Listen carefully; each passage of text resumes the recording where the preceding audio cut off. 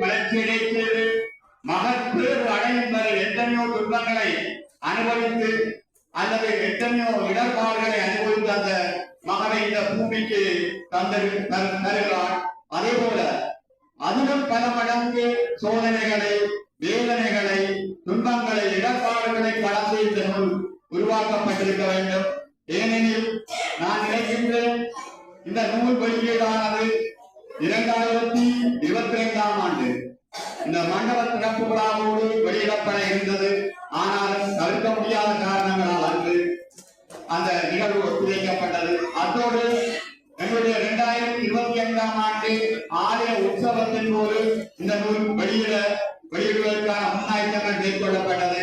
அப்போதும் அந்த நூல் வெளியிட முடியாமல் போனது. ஆனாலும் இன்று 3வது முயற்சியாக இங்கே நூல் வெளியிடப்பட்டிருக்கின்றது.